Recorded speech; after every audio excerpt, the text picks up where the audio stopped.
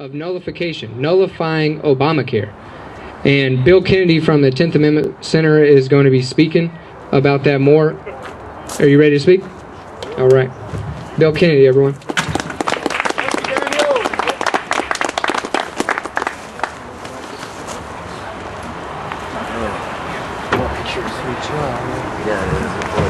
Good evening. I should be over there by the fire. Again, my name is Bill Kennedy. I'm with the 10th Amendment Center. That's all right. I don't think I want to hold it. My hands are freezing as it is. The 10th Amendment Center has one real main focus. Obviously, it's the Constitution.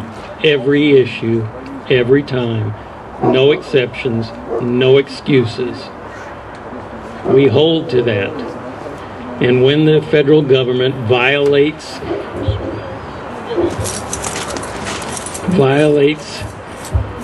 the Constitution, we are going to step forward, propose legislation, and push legislation in the states to try to get it nullified.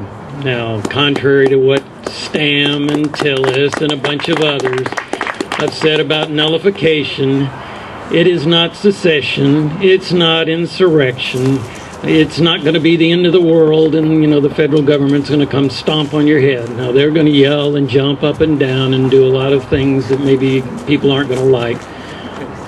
But the states have to stand up and say no more. There is no other way to say it. The fact that they've continued to do this for the past 100+ years is the reason that we're in the situation we are. Now, there's a very important American historical event that happens tomorrow, November 10th. Anybody have an idea what that might be? Nope? Okay. Pardon?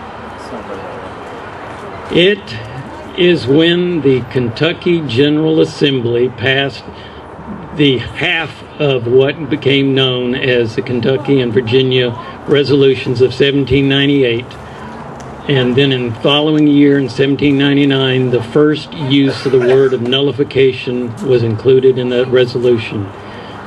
Nullification and the Virginia and Kentucky resolutions were all about the opposition to the Alien and Sedition Acts. They were passed by the federal government to make it against the law to criticize the government, to criticize any individual in the government. They even went so far to imprison a congressman who criticized the President of the United States. Now, it has been used on numerous occasions since then, but that was the main crux of what started it off. Now, Thomas Jefferson wrote the Kentucky resolutions. Madison wrote the Virginia resolutions. Now, I don't know about you, but I have the feeling that most of you would agree that they probably know more about what the Constitution said, what it meant, and how it should be enforced, as opposed to what Stam or Tillis or anybody else in the state that opposes nullification thinks about it.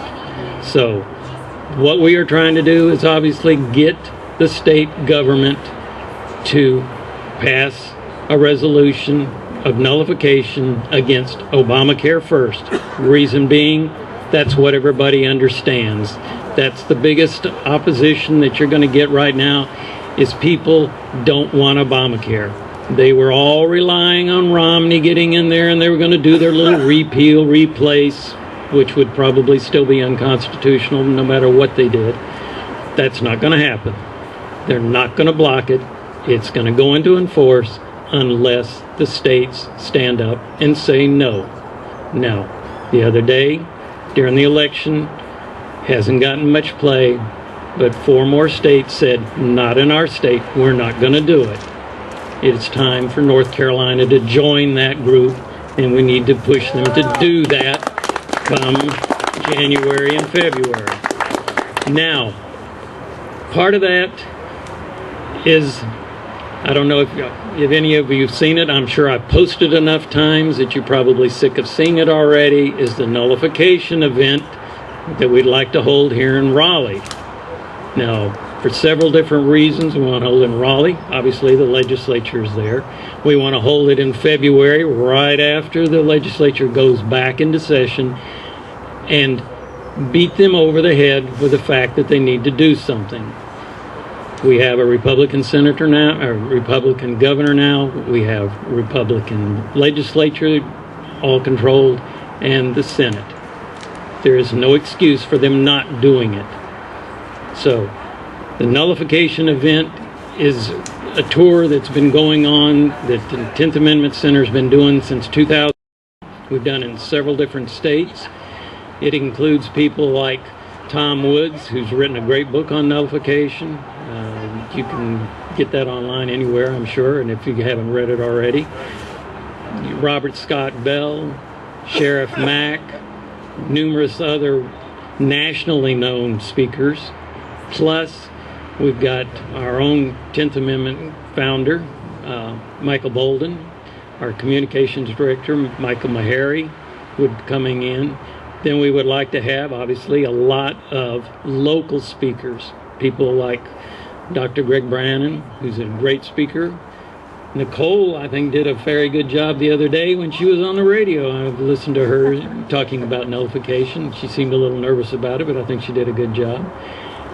And, of course, Glenn Bradley. Now, Glenn, who's going to be coming up here in just a minute, if any of you know, he was Mr. 10th Amendment last year, in the past couple of years in the legislature. He pushed more bills to try to get something done than anybody else. He basically beat his head against the wall with Stam and Tillis. Now, he tells me that we've got a few more people that have gone in, that will be into the legislature this coming year, so hopefully it'll help a little bit more. But the biggest thing is that basically career politicians like Stam and Tillis are not going to do the hard things unless the pain of not doing the hard things becomes unbearable. And that's where hopefully all of you will come into that. We will make it difficult for them to ignore us, and that's the only way they're going to do anything. Now, one of the things we need to do on this nullification event is to wrap up the initial funding to get this on the road, to get it done in February, which means we got to get the speakers lined up, we've got to get the venue lined up, so we've got a little bit more money than we need to get. I see enough people here, if they all bought a pledge of a ticket, which is $10, and you invited at least one or two friends or people that you think that need the education to come on out, please would you go to the NullifyNow North Carolina webpage and go ahead and pledge soon as the... Yes, sir. I have a question. Yeah. Where would this meeting take place? It's going to be in Raleigh. That's what I'm saying. We're going to have to set up a venue there. Now, it's obviously it's going to have to be a large place to set up, because you're talking basically an all-day event. It will start off in the morning, all through afternoon, and into the evening. There'll be vendors, speakers, the whole 9 yards. I know the 13th up there in February, North Carolina Cannabis Patients Network is having something up there on the 13th. Okay. Normally it's going to be on a Saturday. I'm not sure what the 13th is. I know that January 30th, if I'm correct, Glenn, correct me, is when the legislature goes back in session. Then we're going to set it up to do it one of the Saturdays in February after that. And it'll depend a lot, like I said, on the venue and getting all the speakers arranged. Now, like I said, the biggest thing is just go ahead and finish wrapping up the dollars and cents to do it. If you've got any questions about nullification, I'd be more than happy to answer them. I think Greg is still here somewhere, and if he is, no. Rocco said no, but Rocco could also answer some questions about nullification. I know Glenn can. Even Nicole will be more than happy to. She's been a great help with us. But Glenn, wherever you are, like I said, he is Mr. 10th Amendment in the state, and unfortunately Stan made sure that he did not come back. And you got it, Glenn? Okay. So I will turn it over to Glenn. Very good. All right, everybody give a round of applause. We need to make this nullification thing happen.